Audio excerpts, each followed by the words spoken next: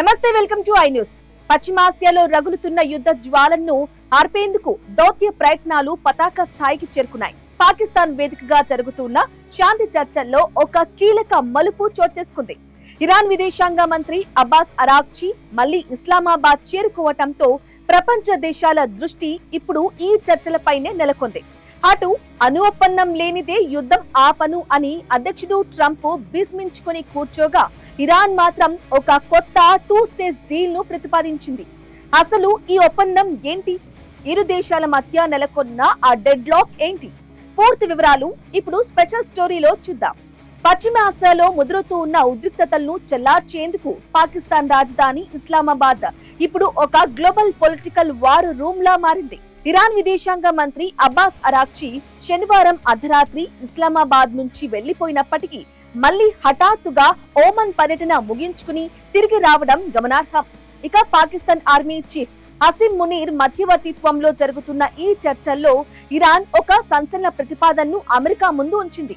ఇక ఇరాన్ సూచించిన ఈ 2 దశల ఒప్పందం ప్రకారం ప్రపంచ ఆర్థిక వ్యవస్థకు కీలకమైన హర్ముజ్ జలసంధిని వెంటనే తెరచి అంతర్జాతీయ నౌకాయానాన్ని పునరుద్ధరించడానికి ఇరాన్ సిద్ధంగా ఉంది.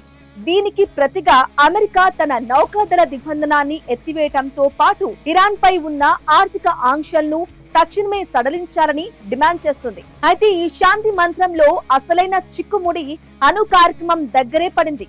అధ్యక్షుడు డొనాల్డ్ ట్రంప్ అణు ఒప్పందం కుదిరితేనే తుపాకులు మూగబోతాయని, అది ఒక్కటే తనకు ముఖ్యమైన పాయింట్ అని స్పష్టం చేస్తున్నారు. కానీ ఇరాన్ మాత్రం యుద్ధం పూర్తిగా ముగిసే వరకు అణు అంశంపై చర్చించే ప్రసక్తే లేదని, దానిని చర్చల టేబుల్ నుంచి పక్కన పెట్టేసింది. ప్రతిష్టంభన చర్చలను ఒక డెడ్ లాక్ స్థితికి తీసుకువెళ్లింది.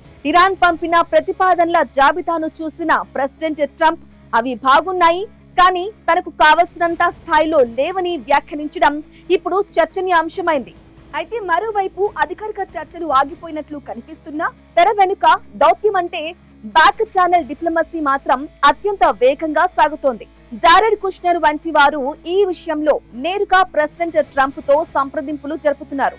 అమెరికా ప్రతినిధి బృందం వచ్చే వారం మళ్లీ పాకిస్తాన్ వచ్చే అవకాశాలు ఉన్నాయని కూడా వార్తలు వినిపిస్తున్నాయి. ఇక ఇరాన్ తన ఆర్థిక వ్యవస్థను కాపాడుకోవాలని చూస్తుంటే ట్రంప్ మాత్రం ఇరాన్ అణు సామర్థ్యాన్ని నామరూపాలు లేకుండా చేయడమే లక్ష్యంగా పావులు కదుపుతున్నారు. ఈ ఇద్దరు మొండి నేతల పంతాల మధ్య పశ్చిమాసియా భవిష్యత్తు ఊగిసలాడుతోంది. ఒకవేళ ఈ చర్చలు విఫలమైతే యుద్ధం మరింత భీకర రూపం దాల్చే ప్రమాదం ఉందని అంతర్జాతీయ నిపుణులు హెచ్చరిస్తున్నారు.